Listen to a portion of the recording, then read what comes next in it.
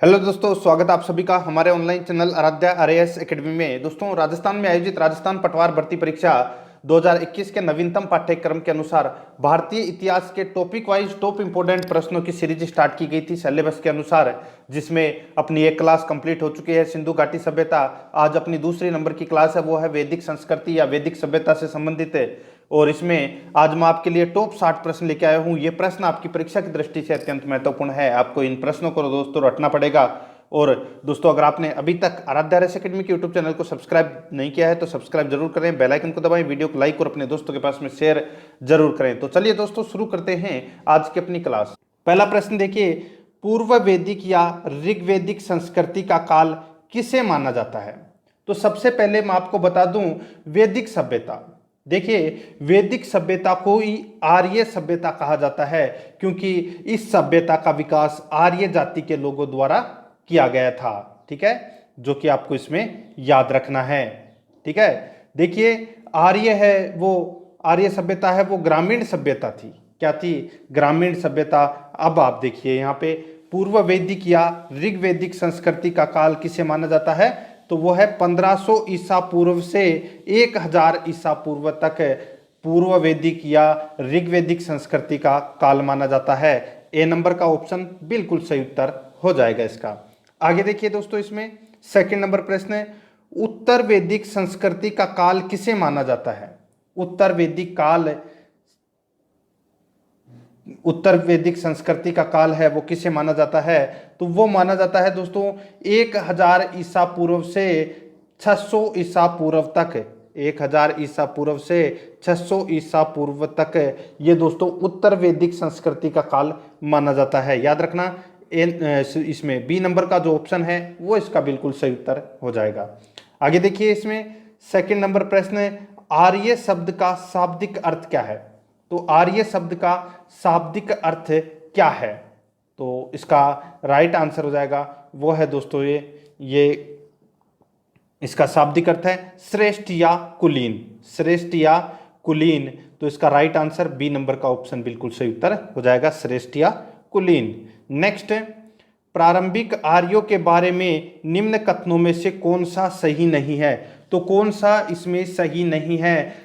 आर्यों के बारे में है। ठीक है, देखिए, वे संस्कृत बोलते थे, बिल्कुल सही है। वे घुड़सवारी किया करते थे, ये भी इसमें सही है।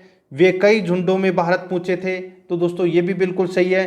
खैबर दर्रे के जरिए ये दोस्तों इन्होंने भारत में प्रवेश किया था, यानी कि हिंदू कुश पहाड़ में से इन्होंने दोस्तों रास्ता निकाल के और भारत में प्रवेश किया था, ये भी दोस्तों इसमें बिल्कुल सही है। चौथा है इसमें, वे मुख्यतः नगरों में निवास करते थे। तो मैंने आपको शुरू में ही बता दिया था कि देखिए, आर्य सभ्यता है वो ग्रामीण सभ्यता थी, तो यहाँ पे नगरों में नहीं, यहाँ पे ग्रामीण क्षेत्रों में निवास करते थे। तो अपना राइट आंसर इसमें डी नंबर का ऑप्शन हो जाएगा, क्योंकि ये सही नहीं है। आगे देखिए, 5 नंबर का प्रश्न है, इनमें से किस फसल का ज्ञान वैदिक काल के लोगों को नहीं था? तो कौन सी फसल का ज्ञान है वो वैदिक काल के लोगों को नहीं था? तो इसका राइट आंसर हो जाएगा वो है दोस्तों, देखिए, जौ, गेहूं और चावल, इन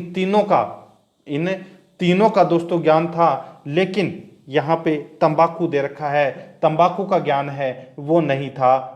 ठीक है, वैदिक काल के लोगों को तंबाकू का ज्ञान नहीं था। तो इसका राइट आंसर डी नंबर का ऑप्शन बिल्कुल सही उत्तर हो जाएगा। आगे देखिए दोस्तों, इसमें 6 नंबर प्रश्न है, उत्तर वैदिक काल के वेद विरोधी और ब्राह्मण विरोधी धार्मिक अध्यापकों को किस नाम से जाना जाता था? उत्तर वैदिक काल के वेद विरोधी और ब्राह्मण विरोधी धार्मिक अध्यापकों को किस नाम से जाना जाता था? तो दोस्तों किस नाम से? तो श्रमण के नाम से जाना जाता था। किस नाम से? श्रमण के नाम से। ठीक है, तो इसका राइट आंसर हो जाएगा वो है इसमें बी नंबर का ऑप्शन है वो इसका बिल्कुल सही उत्तर हो जाएगा। आगे देखिए, इसमें 7 नंबर का प्रश्न है, वैदिक गणित का महत्वपूर्ण अंग है। वैदिक गणित का महत्वपूर्ण अंग है वो कौन सा है? तो इसका राइट आंसर हो जाएगा वो है दोस्तों इसमें कौन सा? तो वो है शुल्व सूत्र।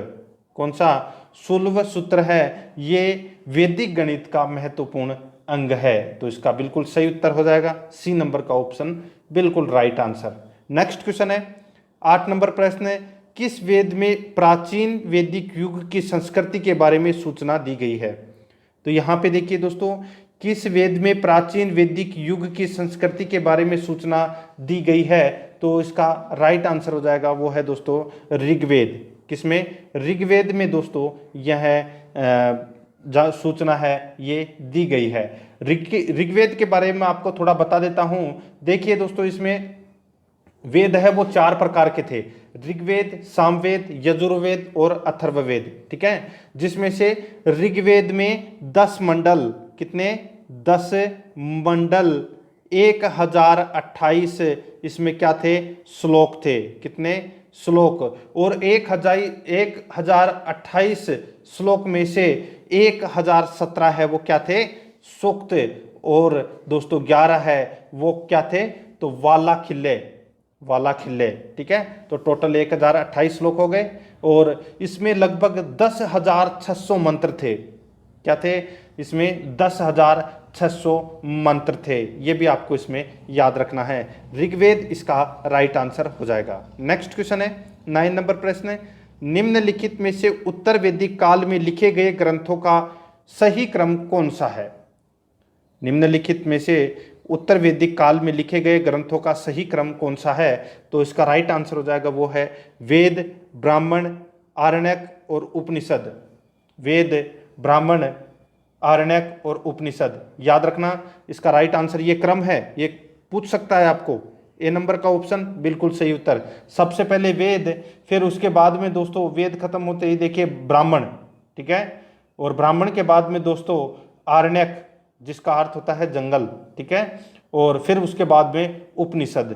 ये भी आपको इसमें याद रखना है। ठीक है, तो इसका ए नंबर ऑप्शन बहुत ही राइट आंसर हो जाएगा। और ये बहुत ही ज़्यादा इंपॉर्टेंट प्रश्न है वैदिक साहित्य के लिए, ये सबसे महत्वपूर्ण प्रश्न है। ठीक है, आगे देखिए 10 नंबर प्रश्न है, वेदों की संख्या कितनी है? तो दोस्तों मैंने आपको बताया था वेदों की संख्या कितनी है? 4, ऋग्वेद, यजुर्वेद, सामवेद और अथर्ववेद। ठीक है, आगे देखिए 11 नंबर का प्रश्न है, कौन से 3 वेद संयुक्त रूप से त्रयी और वेद त्रयी कहलाते हैं? कौन से वेद संयुक्त रूप से त्रयी और वेद त्रयी कहलाते हैं? तो इसका राइट आंसर हो जाएगा वो है दोस्तों इसमें ऋग्वेद, यजुर्वेद और सामवेद। ऋग्वेद, यजुर्वेद और सामवेद, यानी कि शुरुआत के जो 3 वेद हैं वो दोस्तों त्रयी या वेद त्रयी कहलाते हैं। तो इसका राइट आंसर हो जाएगा, देखिए इसमें ऋग्वेद, यजुर्वेद, सामवेद। ए नंबर का ऑप्शन बिल्कुल सही उत्तर हो जाएगा। नेक्स्ट 12 नंबर का प्रश्न है, भारत के राज चिन्ह में प्रयुक्त होने वाले शब्द सत्यमेव जयते किस उपनिषद से लिए गए हैं? देखिए मैंने आपको बताया था वैदिक साहित्य में 4 नाम याद करने को बोला था मैंने आपको, वेद, ब्राह्मण, आरण्यक और उपनिषद। सबके लास्ट वाला कौन सा है? उपनिषद। ठीक है, और दोस्तों भारत का जो सूत्र वाक्य है सत्यमेव जयते, वो दोस्तों उपनिषद यानी कि मुंडकोपनिषद से लिया गया है। कहाँ से? तो मुंडकोपनिषद से लिया गया है ये सत्यमेव जयते शब्द। तो इसमें ए नंबर का ऑप्शन बिल्कुल सही उत्तर हो जाएगा। नेक्स्ट क्वेश्चन है, आगे देखिए इसमें ऋग्वैदिक आर्यों का मुख्य व्यवसाय क्या था? तो ऋग्वैदिक आर्यों का मुख्य व्यवसाय क्या था? तो इसका राइट आंसर क्या हो जाएगा दोस्तों? वो है इसमें देखिए आर्यों का जो मुख्य व्यवसाय था वो पशुपालन एवं कृषि था। ठीक है, पशुपालन एवं कृषि था, लेकिन अपन है वो पशुपालन को विशेष महत्व देंगे क्योंकि पशुपालन इसका राइट आंसर हो जाएगा। ठीक है, वैसे तो कृषि भी करते थे लेकिन कृषि का इसमें कम उल्लेख है, पशुपालन का ज्यादा उल्लेख है। ठीक है, तो इसमें बी नंबर ऑप्शन बिल्कुल सही उत्तर हो जाएगा।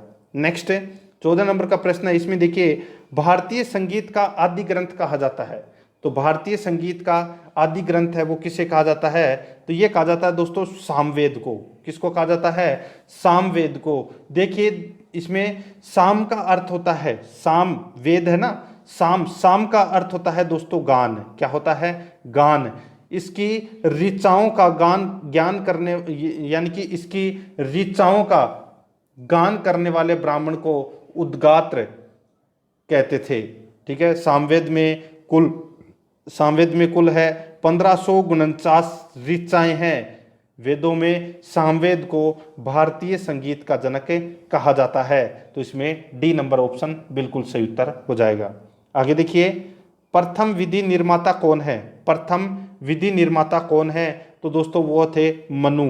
ए नंबर का ऑप्शन बिल्कुल सही उत्तर हो जाएगा, मनु। 16 नंबर का प्रश्न है, कृष्ण भक्ति का प्रथम और प्रधान ग्रंथ है।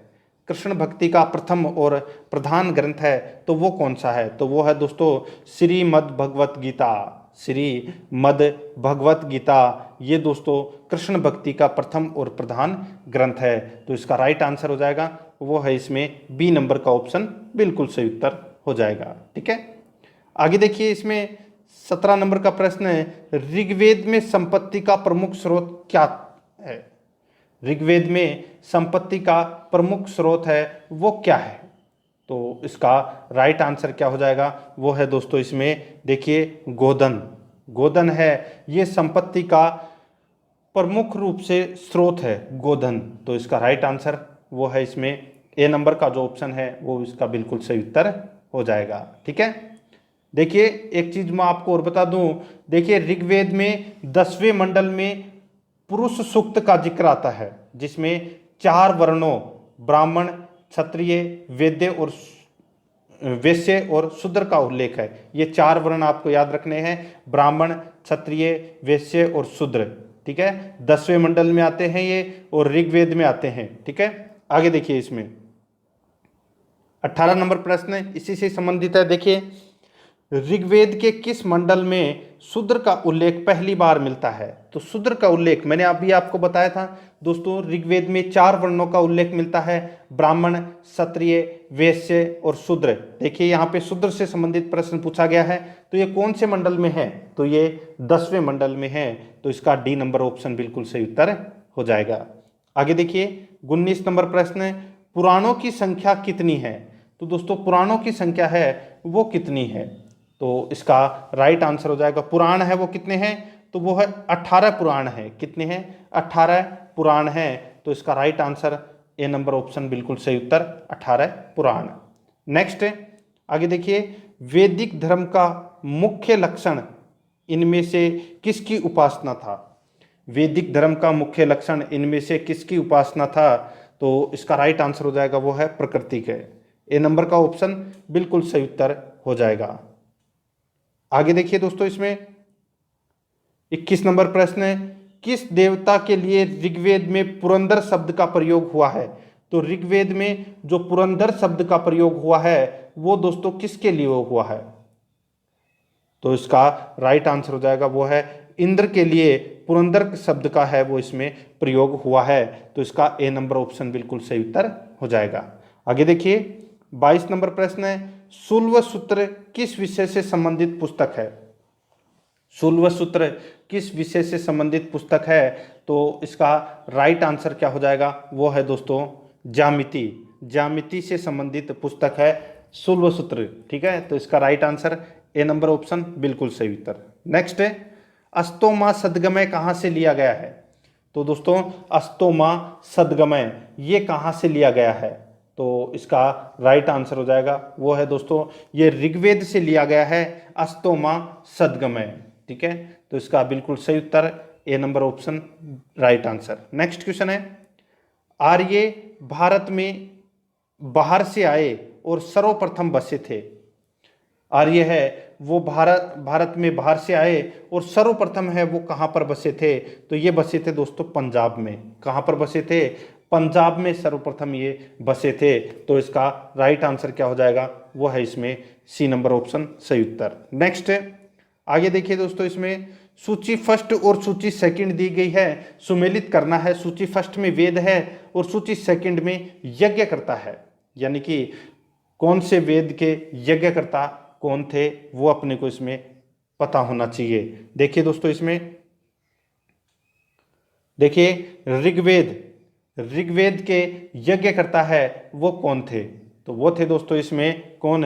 हिता या होत्र। क्या है? हिता या होत्री। ठीक है, यजुर्वेद के थे दोस्तों अर्धव्यू। ठीक है, और सामवेद के थे दोस्तों उद्गाता यानी कि उद्गात्र। ठीक है, और अथर्ववेद के थे दोस्तों ब्रह्मा। ठीक है, तो इसका राइट आंसर क्या हो जाएगा, वो है दोस्तों इसमें 1 2 3 4, यानी कि इसमें सारे के सारे है वो सही सुमेलित किए गए हैं। तो इसका बिल्कुल सही उत्तर ए नंबर का ऑप्शन है वो इसका राइट आंसर हो जाएगा। 26 नंबर प्रश्न है, इसमें देखिए वेदों को अपौरुषेय क्यों कहा गया है। वेदों को अपौरुषेय क्यों कहा गया है, क्यों कहा गया है दोस्तों, तो वो है क्योंकि वेदों की रचना देवताओं द्वारा की गई है, क्योंकि वेदों की रचना है वो देवताओं द्वारा की गई है। ठीक है, इसलिए अपौरुषेय कहा गया है वेदों को।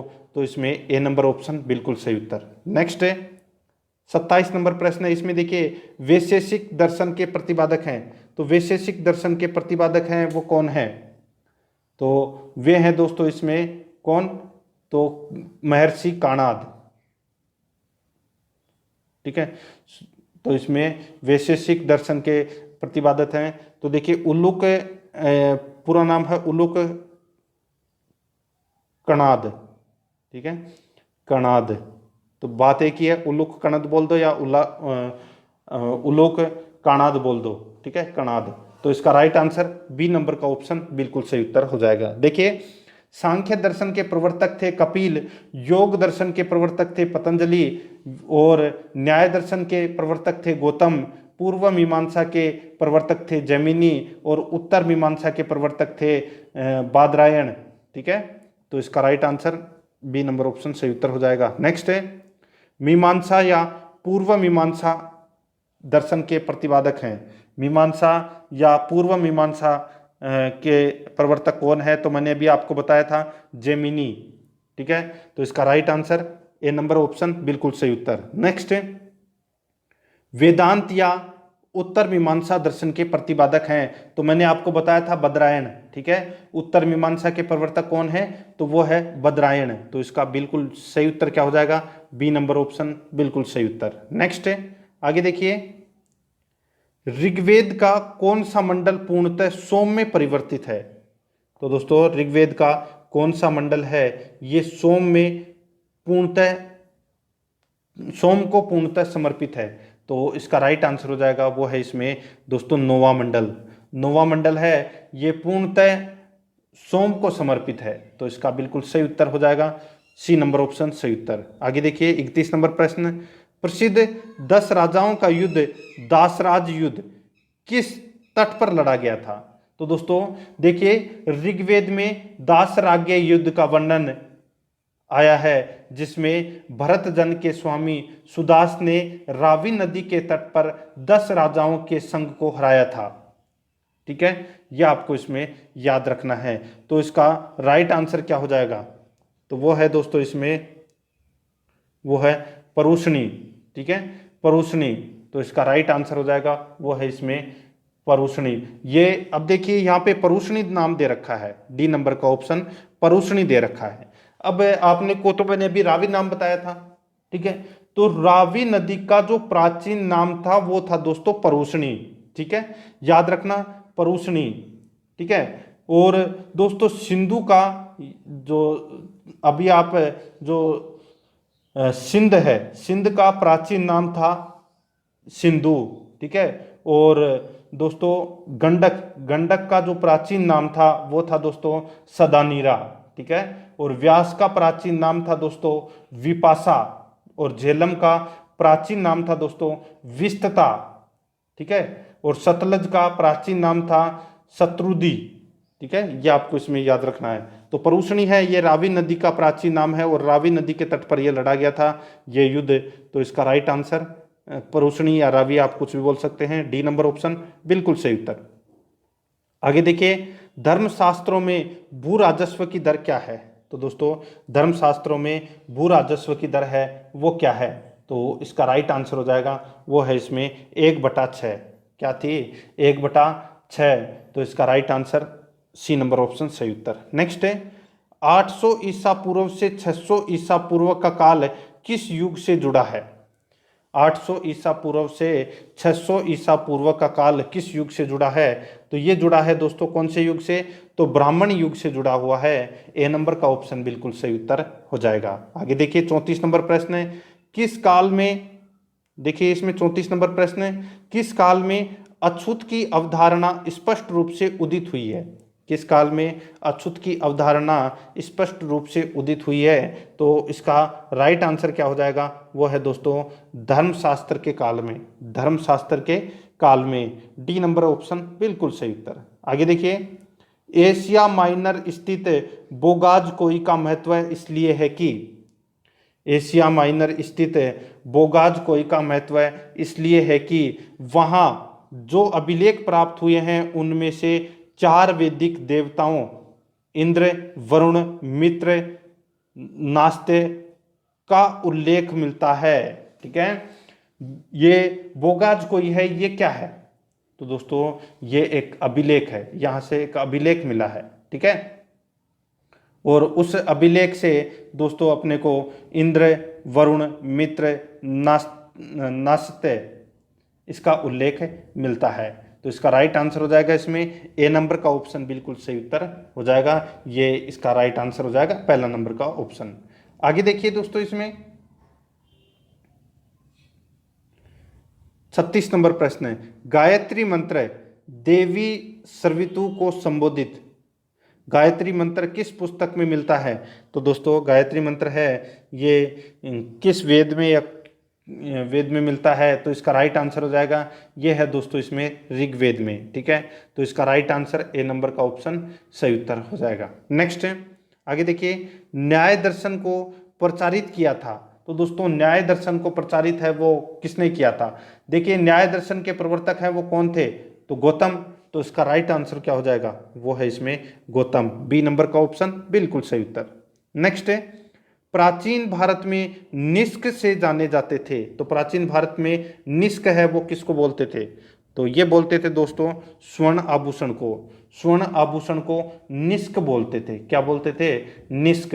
तो इसका ए नंबर ऑप्शन बिल्कुल सही उत्तर। ठीक है, देखिए व्यापार हेतु वस्तु विनिमय प्रणाली प्रचलित थी, विनिमय के माध्यम के रूप में निष्क का भी उल्लेख मिलता है।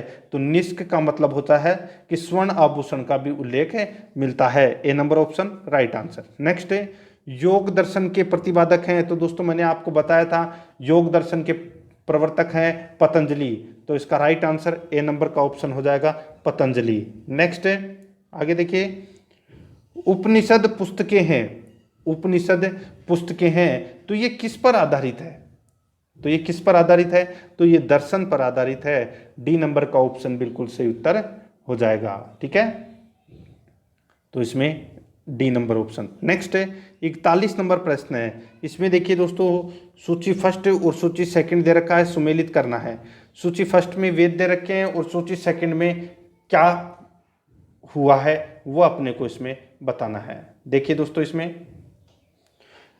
ऋग्वेद, ऋग्वेद में दोस्तों अपने को स्रोत एवं प्रार्थनाएं की जानकारी मिलती है, स्रोत एवं प्रार्थनाओं की जानकारी मिलती है ऋग्वेद में। देखिए यजुर्वेद में दोस्तों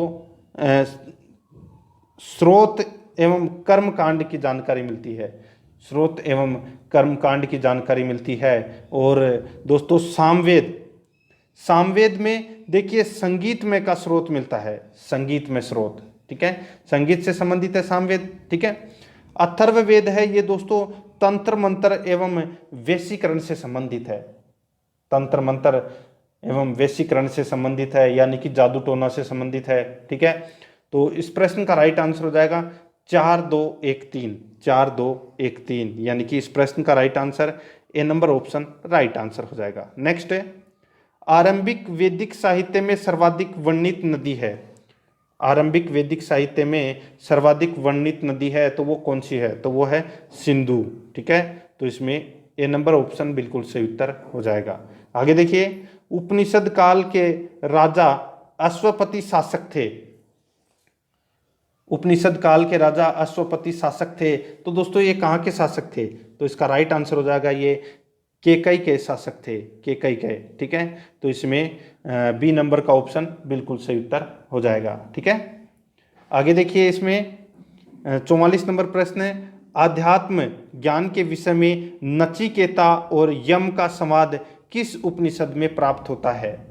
देखिए यम तथा नचिकेता के मध्य प्रसिद्ध संवाद की और कठोपनिषद में वर्णित मिलता है। ठीक है, तो यहाँ पे देखिए इसका राइट आंसर हो जाएगा वो है इसमें कठोपनिषद।